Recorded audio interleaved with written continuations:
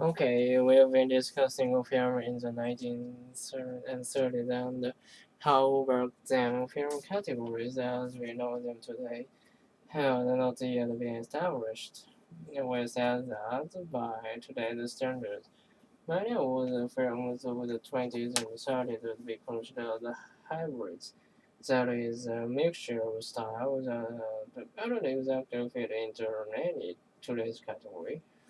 And in that context, today we are going to talk about a filmmaker who began making very unique films in the late 1920s.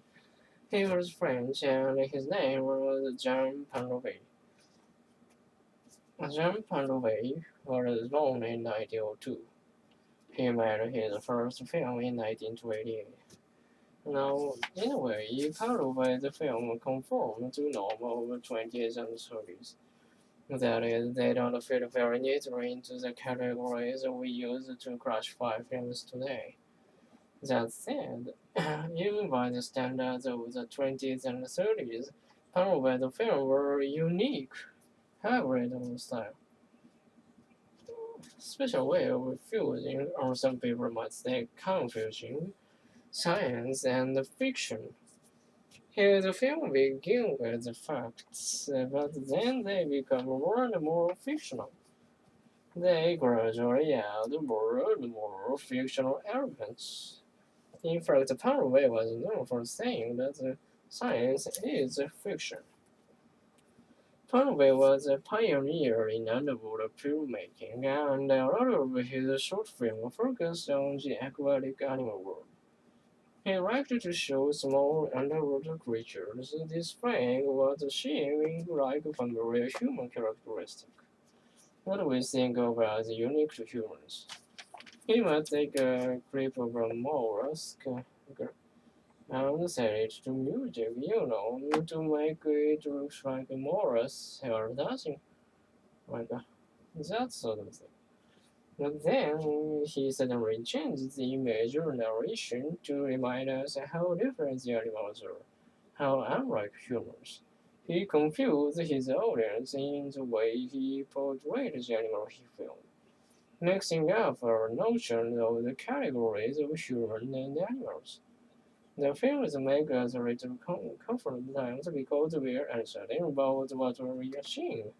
It gives him films an uncanny feature. The familiar made unfamiliar, the normal made suspicious. He liked twist. He liked the unusual.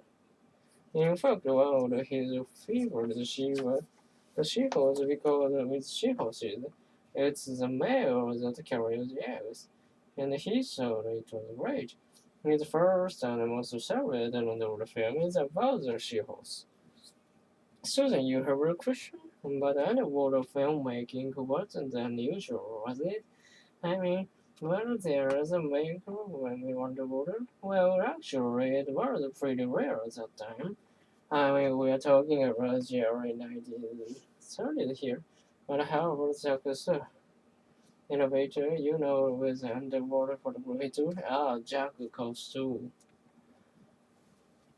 Well, Paraguay and Cousteau did both film underwater, and they were both innovators, so you're right in that sense. Pretty much the similarity and first of all, Paraguay was about 20 ahead of Cousteau. And Cousteau's adventures were high-tech with lots of fancy equipment, whereas Paraguay kind of put the equipment toward as he needed. Cousteau usually film large animals, usually in the open sea, whereas Paraguay generally filmed smaller animals that any like in shallow water. What else? Well, the main difference was that Cousteau simply investigated and presented the film. He didn't mix in fiction. He was a straight documentarist. He set the standard really for the nature documentary. Pan-Roubaix, on the other hand, as we said before, mixed in elements of fiction, and his films are much more artistic, incorporating music as an important element. John, you have a question? Well, maybe I shouldn't be asking this, but If part of the film was so special, so good, why haven't we ever heard of them? I mean, everyone that heard of Jack so. Well, that's a fair question. Um, the short answer is that the Parallel style just never caught on with the general public. I mean, it probably goes back and is in part to the audio. The people didn't know what action his films, they were confused by them. Whereas Cousteau's commentaries were very straightforward. Many people's expectations are more than Parallel's film did.